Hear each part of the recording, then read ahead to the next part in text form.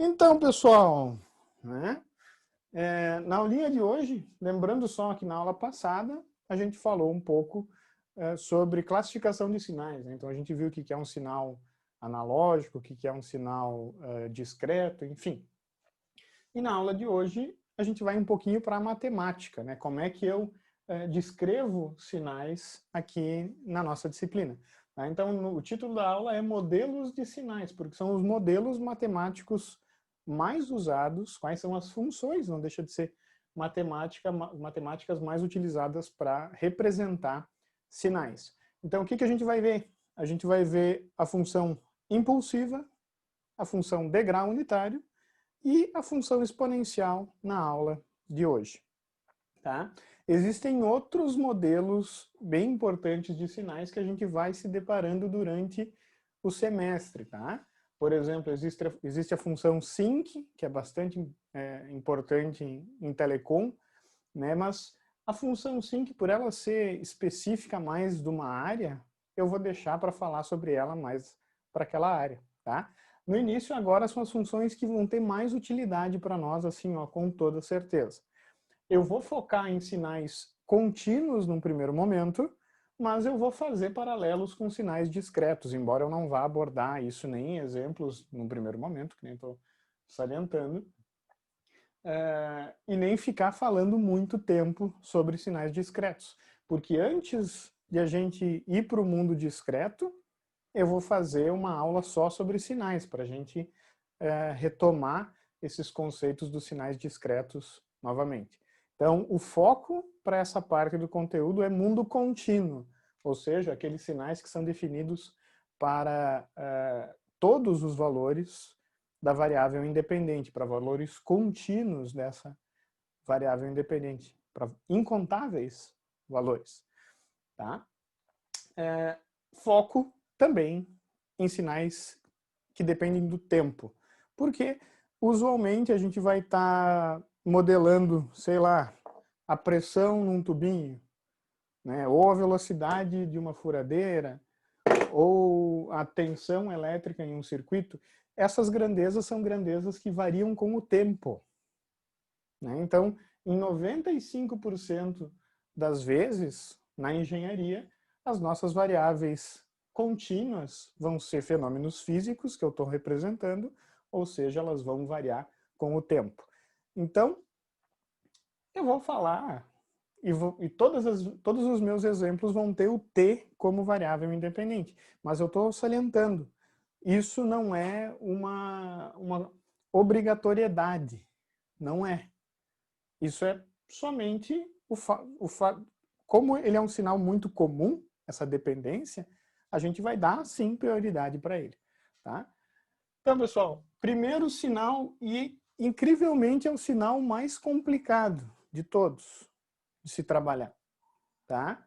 Que é o impulso, ou de se entender também. Impulso unitário.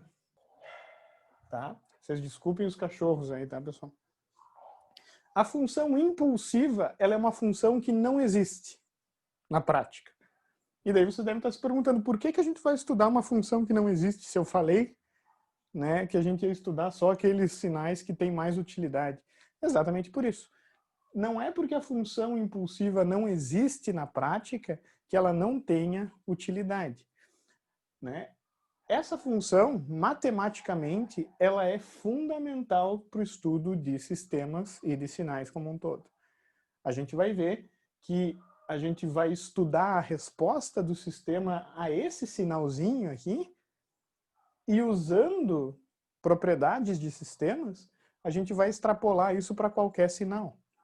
Então, é um sinal complicado, meio chato, mas que com ele eu consigo representar qualquer outro sinal. De maneira estranha, sim, e complicada também, mas matematicamente a importância do impulso é muito grande. Então, o símbolo é o delta. Tá? Então, essa função aí é a função, o delta de Dirac. Olha só, agora sim. Tá? Essa funçãozinha aqui, ela é definida de uma maneira estranha. Mas depois que a gente entende, vai ficar fácil de compreender, embora parece o gerador lero-lero, né? Eu estou falando, não falando nada. Tá? A definição do delta, da função impulsiva, é: essa função ela vai ser zero para todo tempo diferente de zero.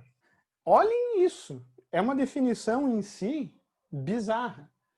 Tá? Se eu pensar no eixo do tempo, durante todo o tempo ela é zero, a não ser pelo instante de tempo zero. Tá? Então, percebam só, como zero menos e zero mais estão infinitamente próximos, eu posso dizer que essa função basicamente não existe em nenhum tempo, né? Porque a existência dela é infinitamente pequena. Tá? Para vocês verem, é exatamente por isso que não existe esse sinal na prática. Se vocês pensarem numa coisa que acontece muito rápido mesmo, né? Vocês vão ter um tempo definido, um intervalo de tempo que não é nulo. Por isso que ela não existe na prática, é uma abstração matemática. Pensem numa coisa assim que acontece muito rápido, um raio. Né? Um raio, na verdade, se eu coloco uma super câmera lenta, eu consigo ver o raio descendo, na real, né? Então, na verdade, não acontece instantaneamente. O impulso, não. O impulso, ele acontece, pá! E assim que ele aparece, ele some. E por que eu digo pá? Porque, continuando a definição, a função impulsiva ela é definida como zero em todo tempo diferente de zero, porém, se eu faço a integral de menos infinito até mais infinito da função impulsiva, eu tenho 1. Tá? Então, nessa curta existência dela, se eu calculo a área é 1. Por isso que ela é conhecida como, né, essa definição, impulso unitário, porque a área da função é unitária. Como é que se pensa usualmente essa função? O jeito mais fácil de entender a existência do impulso é pensando no pulso. Tá? A função pulso, inclusive a função pulso unitário, tá? É uma outra função bem importante para nós, mas a gente vai usar mais ela depois. A função pulso unitário é uma função que tem área unitária também, porém ela não tem uma existência infinitamente pequena, como tem o impulso. Então, se eu pensar nessa funçãozinha aqui, ó, pessoal, eu vou chamar ela de, sei lá, P de T. Se eu penso que esse tempo aqui é menos epsilon sobre 2, e esse tempo aqui é epsilon sobre 2. Se eu penso nessa função que inicia em menos epsilon sobre 2, qualquer valor de epsilon, professor, coloca 4 ali, tá, beleza, então vai ser de menos 2 até 2. Não importa o valor de epsilon, tá? Epsilon é um valor que eu vou mudar. Ele começa em menos epsilon sobre 2 e termina em epsilon sobre 2. A altura, a amplitude que o pulso assume nesse intervalo é 1 sobre epsilon. Se eu calculo a área dessa função, eu tenho menos epsilon sobre 2 até epsilon sobre 2. Aqui eu vou ter epsilon.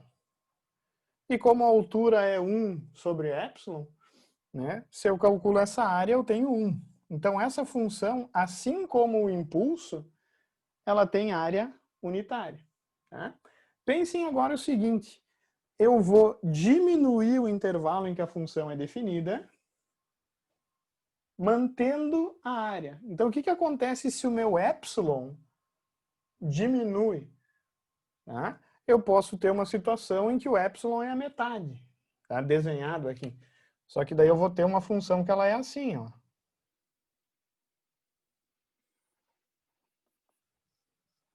Né? Eu dei uma apertada nela e para manter a área unitária, a amplitude tem que subir. Se eu vou diminuindo o valor do epsilon, diminuindo, esse carinha vai chegando, enquanto a amplitude sobe. É impossível representar o limite, tá? Eu não tenho como desenhar Tá? Então, quando eu faço o epsilon tendendo a zero, se epsilon tende a zero, essa função P ela vai tender para o impulso. Então, o P tende para o delta. E nesse caso, essa função ela é representada, desenhada diferente. Tá? A função impulsiva delta, ela tem essa representação. Eu vou representar uma seta. Assim, ó. Indicando que a amplitude vai para infinito. Ela é literalmente infinita, tá, pessoal? Então, essa é a função P de t. E percebam que em qualquer outro instante de tempo a função é zerada. Tá? Então, esse sinal, essa função, tá? É uma função que ela não existe em nenhum intervalo de tempo, só que em zero eu tenho uma amplitude infinita para manter a área unitária. Tá? Então, mesmo que ela não seja uma função que exista na prática, tá? Muitas vezes eu considero que sinais de curtíssima duração, tá? E com amplitude forte, né? Podem ser modelados aproximadamente como um sinal impulsivo, embora na prática ela seja um pulso com uma amplitude muito grande, de fato. Tá? Eu vou ter uma duração finita daquele sinal, tá bom? Entenderam a função impulsiva? De novo, não tem como eu dar um exemplo prático, formal disso, tá? Dessa função. Porque não existe. Embora, se eu pegar um martelo e dar uma batida, eu posso modelar, né, a força exercida sobre a superfície, eu posso modelar como um impulso. Foi pá! Mas isso é meramente uma aproximação. E agora eu vou colocar um parênteses bizarro aí, como tudo, como todos os sinais. Tá? Função degrau. Degrau unitário. Qual que é o outro nome? A gente vai simbolizar o degrau como um U. U de T. Qual que é o outro nome do degrau? Heaviside. É a função de Heaviside, exatamente. Função de Heaviside, é um nome bonito, é um nome que ela foi registrada. O apelido dela é degrau unitário. O outro apelido é salto unitário. Olha só. O outro apelido é função on-off. Tá? Então tem vários nomes para o degrau unitário e esse sim é um sinal que vai aparecer o tempo todo para nós quando eu modelo sinais. Tá? Justo por essa característica on-off. Exemplo, se eu estou modelando a luz aqui, ó. Rapaz, ó. Se eu liguei a luz, tá? Para fazer isso, para modelar essa ação de ligar a lâmpada, eu vou ter que usar um degrau unitário. Vocês já vão entender pela própria definição. Bom, vou falar agora, vocês vão entender agora. A definição do degrau é bem simples, embora não seja única. Essa definição que o Latt usa, pessoal, ela é uma das várias definições que vocês vão encontrar por aí da função de Heaviside. Essa é basicamente a mais simples de todas. Ela me diz que a função vai ser zero para todo t menor do que zero. E ela vai ser 1 para todo t maior ou igual a zero. Tá? Então, é bem simples. Essa função, se o meu tempo é negativo, ela está zerada. E a partir do tempo zero, ela vai para 1. Simples. O desenho dessa função é assim, ó. E é unitário por quê? Porque a amplitude do degrau é 1. Então, a função de Heaviside vem zerada e vai para 1. No tempo valendo 0. Por que eu falei que... Diga. Esse é o mesmo que é usado em análise 1, né? Isso, isso. É a mesma função. Tá? Uma observação que eu faço aqui nessa função é que a outra definição bem comum é definir zero para t menor que zero, 1 meio para t igual a zero e 1 para t maior que zero. Essa é uma outra definição que normalmente o pessoal da matemática prefere por um problema realmente de limites, quando eu faço a aproximação em séries. Tá? Mas eu prefiro trabalhar com essa porque é mais simples de pensar. Embora, cuidado, porque em zero, em teoria, essa função não é muito definida, né? Porque eu tenho um salto de continuidade. Tá? Então, isso vai trazer matematicamente, se vocês quiserem o rigor da matemática, isso vai trazer problemas. Mas como a gente não está interessado em ser tão rigoroso quanto o pessoal da matemática, a gente mais usa as ferramentas da matemática para o entendimento de sinais e de sistemas, essa vai ser a nossa função de Heaviside. Tá? Não tem muito o que falar. Tá? Ela é muito útil. Em que sentido ela é útil, tá, pessoal? Por exemplo, se eu tenho uma função, então, se eu tenho uma função qualquer, f de t igual a t. Se eu desenho f de t igual a t, é a função mais simples que a gente pode fazer fora essas duas, né, se eu for analisar. Né? Se eu desenhar f de t, eu tenho uma reta. Né? Para cada instante de tempo, o contradomínio dessa função é o próprio tempo. Só que percebam que f de t igual a t, ela traz também os valores negativos aqui, né? Se por acaso eu faço f, vamos colocar f' de t igual a t vezes u dt. Tá? Eu multipliquei a função f pela função de Heaviside. Quando eu faço essa multiplicação, é literalmente fazer uma multiplicação de todos os pontos, né, de t para cada instante t pelos pontos de f de t. Né?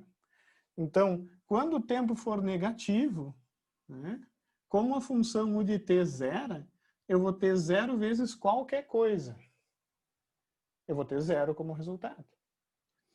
Como para tempo positivo, em contando zero, essa função é unitária, se eu fizer 1 vezes qualquer coisa, eu vou ter qualquer coisa.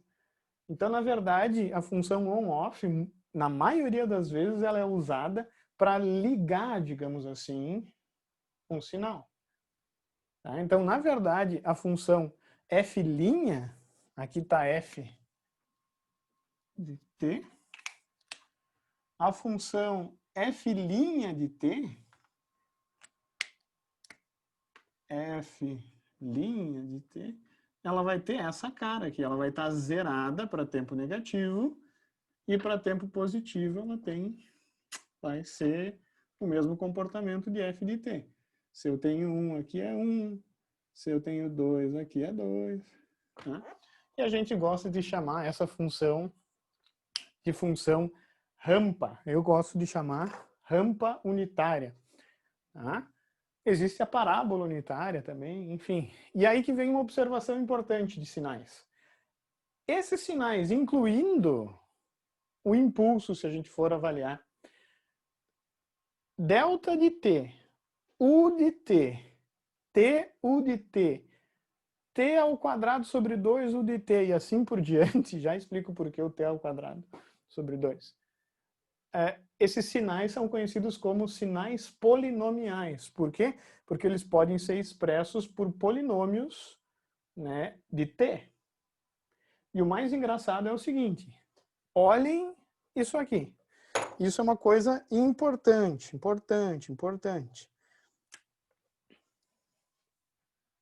Se eu começo com o impulso unitário, então eu tenho a função delta de tal. Só fiz uma mudança de variável. Ao invés de usar t, eu estou usando tal. É a mesma coisa de sei lá, eu não estou jogando com o Jeromel, eu estou jogando com o David Braz. Não é a mesma coisa. Não é a mesma coisa. Então, não posso usar esse exemplo, embora eu goste do David Braz. Né? Mas eu simplesmente mudei o nome do eixo. Simplesmente mudei o nome do eixo. Se eu integro essa função de menos infinito até t, em função de tal, olhem que interessante. E para entender isso, fica complicado de usar uma tabela de integrais. Por quê? Porque a função delta não é, por exemplo, t, que eu sei qual é a integral, né? Ou seno, que a gente está acostumado. Delta não é assim uma função tão, não digo comum, mas ela é uma função diferenciada, né? Se eu não me engano, tem gente que nem considera ela uma função, né? Mas o fato é o seguinte, pensem só na definição da integral. Tá? A integral, o que ela faz? Ela calcula a área. Tá? Então, se eu imaginar qualquer instante de tempo, qualquer, por exemplo, 2, eu vou integrar, eu vou calcular a área da função delta de menos infinito até 2, sendo que a função é delta de tal. Tá? Então, literalmente, eu teria que fazer isso aqui, só mudei aqui para tal. Só que qual que é a grande sacada disso? Né? O limite superior é t. O limite inferior é menos infinito. Ok? Se eu integro, vamos fazer um raciocínio, ó, pessoal. Vamos fazer um raciocínio juntos aqui. Se eu integro, até mudei, eu vou usar laranja pro tal, só para vocês não... Se eu estou pensando em tal aqui, então isso aqui eu cometi um erro, ó. Aqui é delta. Tava P e na verdade essa é o delta, né? Falha minha, pessoal. Me distraí. Voltando, ó. Se eu integro o delta de Dirac até o instante menos 1, se eu integro de menos infinito até menos 1, qual é a área da função? Até menos 1. Zero. Zero, né? Até menos 0,5. Zero. Zero, né? Menos 0,1. Zero. Zero. Agora, se eu passar para 0,1 positivo. Não é mais zero. É quanto? O unitário lá. 1, porque essa é a definição do impulso. Então, observe uma coisa, isso eu acho muito engraçado. Se eu coloco a função, uma função aqui, que no caso é a função impulsiva. E a função aqui embaixo é literalmente a integral da função até aquele instante de tempo. Tá? Então aqui está, e aqui está t, aqui está tal. Eu estou integrando essa função e o meu tempo está em laranja aqui. Ó. Então, para o tempo negativo, vem o zero, vem o zero, vem o zero, vem o zero, vem o zero. Quando o meu t cruza o tal valendo zero, a definição do impulso faz ela pular para 1.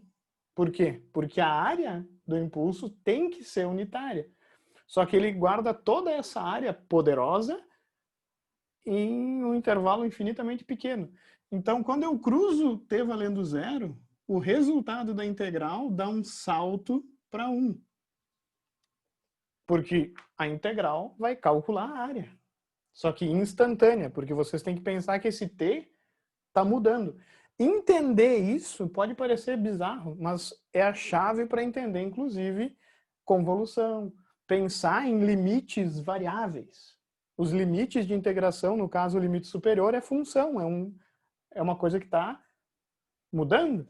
Então, na prática, se eu penso em f de t, que é a área da função delta, num instante qualquer que eu selecione t.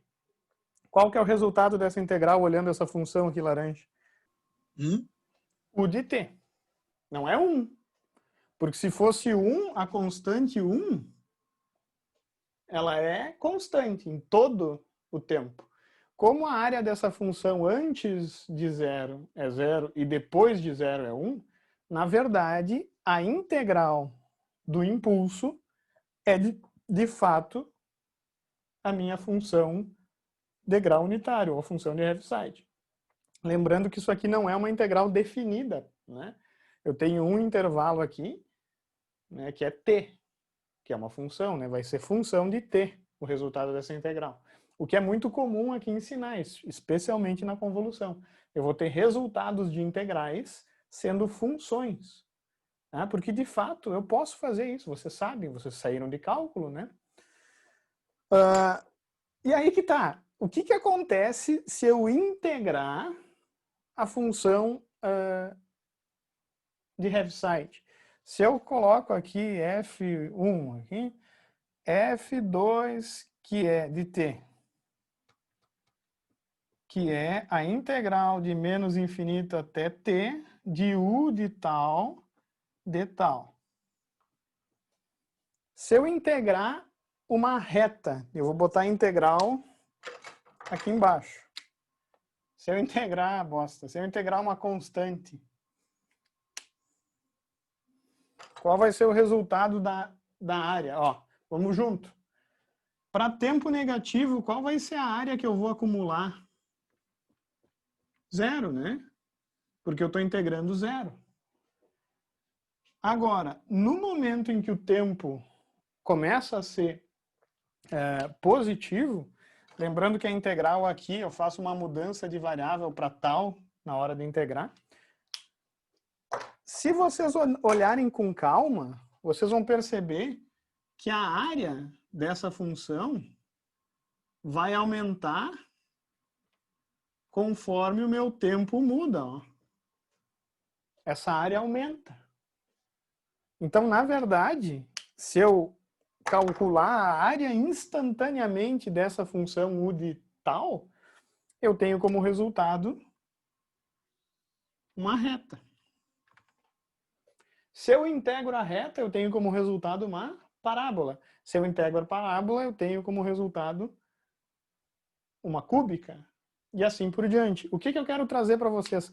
Todas as funções polinomiais podem ser expressas como operações no impulso. Por isso que eu falei que ele é importante para nós. Né? Porque através dele, integrando ele, eu consigo fazer um degrau, eu consigo fazer uma reta, eu consigo fazer uma parábola, qualquer sinal polinomial. Olha só que importante isso, pessoal. Né? Interessante no mínimo. O resultado dessa integral, e aí que vem uma coisa importante também, ó, é t vezes u de t. Porque essa reta aqui, ó, ela começa em zerada, né? Para tempo negativo e só depois realmente se comporta como uma função t. Então, eu vou ter t vezes u de t. Outra coisa, se eu fosse resolver essa integral, de fato, eu tenho que integrar de menos infinito até 0 menos, e daí eu vou ter uma outra integral de 0 até t. Por quê? Porque u de t é uma função definida por partes.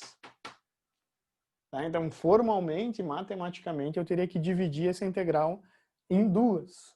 Né? Eu acho que vocês sabem, vocês já integraram, acho que funções por partes, né? Eu só queria trazer para vocês isso, né? Que mesmo sendo um sinal puramente matemático, eu consigo fazer sinais de utilidade prática com a função impulsiva. Belezura, Ô, pessoal? Renan, Diga. desculpa, Renan. O que tu fez aí foi integrações, tu integrou uma vez o degrau, depois integrou de novo, e ela vai te dando essas funções. Isso, exatamente. Por isso que eu falei da parábola unitária ser t ao quadrado sobre 2. Porque a integral de t é t ao quadrado sobre 2. Entendeu? Ok. Né? Ok. Então, isso é bem importante lá em controle. Bem importante não, mas é importante em controle. Tá? Por isso que eu estou falando isso já aqui em sinais, porque lá em controle a gente vai estudar o erro, a resposta das polinomiais. Tá? Que é exatamente quando eu quero, por exemplo, se eu for controlar uma máquina elétrica, eu não vou usar sinais saltam. Pá! Quero ligar a máquina elétrica que ela chegue lá em 1000 e lá vai pedrada. Tudo bem, 1200 RPM que seja. Para uma furadeira doméstica não tem problema. Mas se esse motor está tocando uma carga muito pesada, se eu mandar ele direto lá para 1200 RPM, eu vou derrubar todos os disjuntores, eu vou fritar tudo que é conexão, porque as máquinas industriais elas demandam muita corrente, né? Principalmente na partida. Então eu vou fazer sinais que tem essa cara aqui, provavelmente. Tá? Que eu vou acelerando devagar a máquina. Isso aqui é chamado de soft starter. Tá? Que tudo bem, os drivers são inversores, mas esses inversores seguem padrões de sinais formados por retas. Né? E não deixa de ter um degrau também aqui. Ó. Tá? Daqui a pouco a gente vai ver como é que eu faço esse tipo de sinal. Eu não consigo fazer esse tipo de sinal só com o degrau unitário, por exemplo, ou só com a rampa. Eu preciso manipular esse sinal. Manipular em que sentido? Eu tenho que saber fazer deslocamentos, eu tenho que talvez saber fazer expansões, compressões, que isso é papo para aula que vem, tá, pessoal? Um monte. Renan, Diga. eu queria que tu desse uma explicadinha de novo. Sabe aquela função de T ali de cima que eu não entendi muito bem? Quase todas as funções de T aqui. A do meio aí, F de T aqui, isso, essa parte aí. F' de T? Claro. Essa parte da F' de T aí. Seguinte, ó. E é isso de fato que vocês têm que captar mesmo. Ó. Esse sinal aqui, ó, eu só quis explicar que a função de Heaviside, ela é muito utilizada. Uma das grandes utilidades dela é fazer sinais ligarem, digamos assim. Então, se eu tenho uma reta, no caso eu exemplifiquei com a função T, mas eu poderia inclusive fazer um seno. Até vou colocar uma outra função aqui embaixo. Vamos imaginar que eu tenho um seno, ou um cosseno, tanto faz. A função seno de T, ela é infinita. Ela começa lá em menos infinito, com amplitude oscilando, e vai até mais infinito. Ela existe em todo T, de menos infinito até mais infinito. Só que o que acontece na prática, inclusive, se eu vou ligar essa furadeira? Essa furadeira, qual que é a tensão dela nesse momento? Assim? Isso. Eu chutaria que poderia ser 127 ou 220. Não chuta. Vamos pensar junto. Qual que é a tensão no motor agora, nesse momento? Agora? Zero. Né? Tem uma senoide que já está ligada? Não. É zero. O que acontece quando eu ligo? A tensão que chega nos terminais, de fato, vai ser daí uma senoide. Só que só a partir do instante de tempo que eu faço o quê? Ligo ela, né? Então, se eu tivesse tirando uma foto do sinal dela a partir de agora, na verdade, eu vinha zerado, liguei uma senoide, 127 eficaz, né? E desliguei. A utilidade da função de Heaviside é justo proporcionar um modelo matemático para essas descontinuidades, que elas são muitíssimo comuns. Tá? Então, como é que eu faço um sinal senoidal ligar só a partir de certo instante de tempo? Eu vou multiplicar o sinal de fato da rede elétrica por U de T.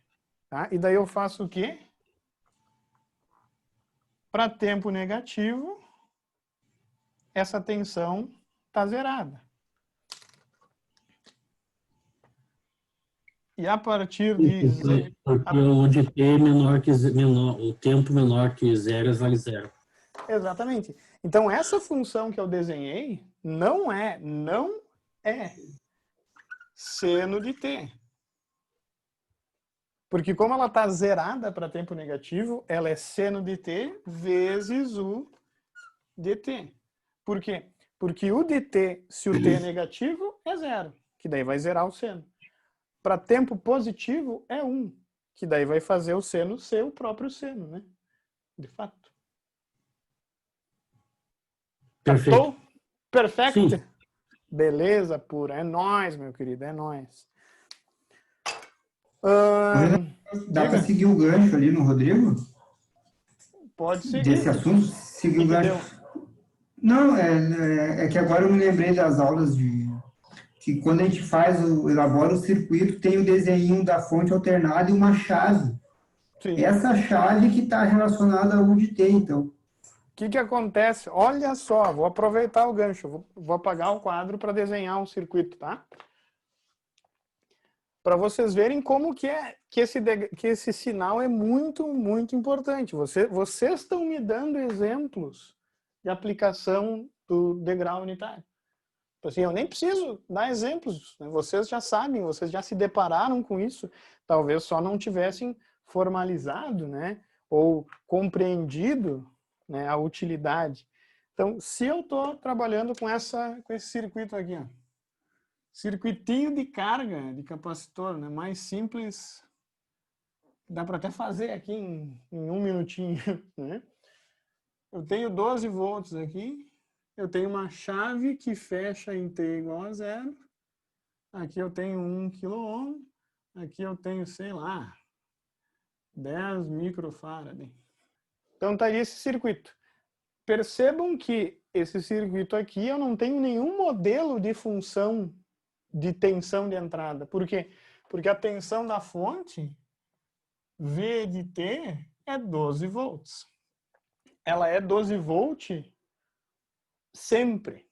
Tipo assim, sempre. Se eu for ver o gráfico da função, e isso provavelmente vocês viram, né, em circuitos 1, as curvas dos bipolos de tensão e de corrente, se eu tenho aqui, eu vou ter 12 volts. Agora, no momento que eu coloco a chave na parada, eu posso estabelecer uma outra tensão nesses pontos aqui, ó. E essa tensão é V de T. Se eu pensar nesse circuito, nessa tensão, vou chamar essa tensão de VC da chave, né? A função VC eu posso escrever como 12 vezes U de T. Eu posso desenhar esse circuito assim, ó, tá? Para modelar o circuito para tempo maior do que 0, né? E aqui eu coloco 12 U de T. Para calcular a corrente aqui, ó, eu posso usar esse circuito e considerar que a fonte liga em tempo igual a 0, né? Então, sim, eu posso até eliminar a chave num circuito equivalente, pensando que a minha fonte tem, já incluindo o degrau dentro dela, digamos assim. Tá? Sim, é a mesma coisa. O impulso e o degrau discretos, eu vou falar nas próximas aulas lá de sinais. Mas a definição do impulso discreto é muito simples. O impulso discreto é 1 para a amostra 0. E 0 para as demais. Até vou desenhar. Eu vou usar esse tempo aqui. Eu vou fazer diferente do que eu fiz nos outros semestres, tá, pessoal? Nos outros semestres eu não estabelecia as funções discretas nesse momento. Eu só falava delas mais tarde. Mas para vocês verem as diferenças e como é mais fácil trabalhar com sinais discretos, eu já vou mostrar as funções discretas, né? O delta discreto, olha só como é fácil. Lembrando que quando o meu sinal é discreto, a gente vai assumir o n discreto, né? Usualmente um número inteiro. Vai ser menos infinito, blá, blá, blá, blá, menos 10, menos 9, menos 8, menos 1, 0, 1, 2, 3, 4. Só tem valores discretos de tempo, né? E a definição do sinal discreto impulsivo é 1 para n igual a 0. E 0 para n diferente de 0. Não tem nada com área, não tem nada contínuo, não tem nenhuma operação complicada. É muito, muito simples. o meu impulso discreto tem esse desenho aqui, ó. 0, 0, 1, para ele valendo 0, 0, 0, 0. Tá? Então eu vou ter menos 2, menos 1, 0, 1, 2, 3. E a amplitude aqui é unitária. Ô, professor, não pode ser tão fácil. Não, é fácil mesmo. Barbada. Barbadinha. Barbadinha. O meu degrau discreto é 1 para n maior ou igual a 0 e 0 para n menor do que 0. Para todo n que pertence aos inteiros de AVA4. Né? Desenho desse sinal. Por que eu estou trazendo já? Por que eu mudei um pouco esse semestre? Para vocês perderem o medo dos sistemas discretos. Vocês têm muito mais dificuldade, historicamente, nessa disciplina, de trabalhar com sistemas discretos. E sinais discretos também, como um todo. Mas vocês têm que ver que isso aqui é muito mais fácil do que definir um sinal que a área é 1, só existe em 0. Aqui não. Aqui o impulso ele vai ser 1 em 0, 0 no resto. Barbada. O degrau, mais fácil, né? Mais fácil não, nesse caso, que eu tenho menos 2, menos 1, 0, 1, 2, 3, que é o de n, e aqui é delta de n. Tá? Então aí está o impulso discreto e o degrau discreto. E o que eu vou já, nesse tempinho que me falta, acho que me sobra, estou com 10 minutinhos ainda de aula, eu vou instigar um pouquinho vocês para a aula que vem. O que eu posso fazer? Vamos imaginar o seguinte, ó. Quais operações ou o que eu posso matematicamente usar para fazer esse sinal discreto aqui, ó. Que pasmem, pessoal. Pasmem não, mas imaginem. Se eu quero modelar os meus depósitos na minha poupança, né? Comecei a depositar, mês 0 aqui é janeiro. Então, depositei lá 100 pila. Daí, em fevereiro, não me sobrou muito. Daí eu coloquei lá 50. Né? Em março, não paguei, não depositei, né? Daí tive que pagar o seguro do carro, tive que retirar aqui 100 pila. Como é que eu faço esse sinal, que percebam, não é um sinal comportadinho aqui, que é só uma amostra, não é uma repetição de padrões. Como é que eu posso fazer esse sinal aqui, que eu até vou colocar aqui, depósitos no mês N, utilizando esses dois sinais? Alguém me dá uma luz. Vocês já fizeram alguma coisa desse tipo lá em cálculo? Com certeza, né? Vamos pensar o seguinte, ó. Eu posso compor esse sinal D pela soma de vários outros sinais. Quais sinais? Eu posso somar esse carinha aqui com esse carinha aqui com esse carinha aqui, ó. Se eu somar esses três sinais aqui, vocês concordam comigo que eu vou ter como resultado esse dn, né? Claro, né? Porque se eu somo esse carinha aqui, que é 0 durante todo o intervalo, a não ser nessa amostra com esse aqui, eu vou ter uma amostra aqui mais essa amostra. Se eu somar esse carinha aqui, eu vou ter esse carinha aqui aparecendo. Então, a questão que eu quero que vocês pensem é como que eu faço esses dois sinais, principalmente?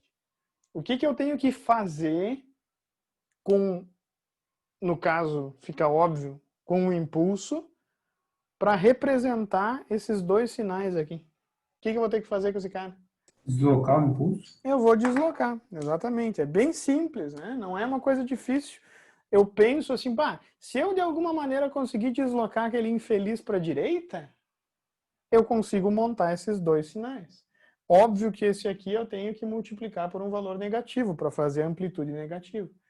Por isso que a gente precisa, para montar sinais de uso mais prático ainda, né, a gente precisa aprender como é que eu desloco os sinais. Para poder fazer, por exemplo, sinais que ligam e desligam.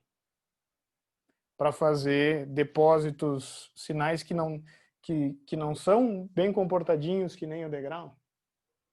Compreenderam? Só que esse é assunto para a próxima aula. Na próxima aula também eu vou falar sobre as funções exponenciais. Né? Eu vou tentar abraçar o mundo na aula que vem. Só que eu acho mais importante a gente entender deslocamentos para depois poder até aplicar os deslocamentos para as funções exponenciais. Então, na aula que vem eu vou falar sobre deslocamento para a direita, deslocamento para a esquerda, expansão, compressão. E, basicamente, são as operações que vão ser mais úteis para nós em sinais de sistemas. Tá? Então, a gente vai continuar nessa balada para a aula que vem. Beleza, Opa. pessoal? Diga. Isso que o senhor colocou nesse quadro agora, você vai escrever de novo na aula que vem ou não? Não, eu vou registrar ele. Vou registrar ele... Ah, mas aí tem dois tipos de sinal aí, não tem? Como assim, 2 tipos de sinal? Contínuo e discreto? Isso. Sim. Assim como tem 2 tipos de sinais na natureza, né? A gente tem que saber lidar, identificar e saber modelar os dois ao mesmo tempo, até. Por isso que eu estou mudando um pouquinho a estratégia, né? Mas o de cima é o contínuo, isso? Como? O de cima, o primeiro sinal é contínuo? Não, todos aqui são discretos, né? Tá. O que é um sinal contínuo? Né? Acho que falaram na aula passada, né, curva. Né? O sinal contínuo, normalmente, ele vai ser desenhado por curvas contínuas, ligadas. Eu não vou ter esses intervalos bem definidos. Né? Então, para representar um sinal discreto, eu vou fazer esse tipo de gráfico, em que eu só boto as amostras em valores inteiros, usualmente. Tá? E quando o sinal for contínuo, eu vou desenhar curvas em que eu não tiro Eu me expressei errado, desculpa. Um é impulso e o outro é degrau unitário, é isso? Isso. Esse aqui é um impulso, delta de N, e esse aqui é o degrau unitário, U de N. Isso que eu queria te perguntar. Sim. Só que são sinais, esses são sinais discretos, né? São as funções discretas. Que a definição muda, né? Sensivelmente. Aqui é a mesma, né? Mas aqui não. Mas enfim. Perfeito. Belezura? Pessoal, fiquem bem. A gente se vê na próxima aula.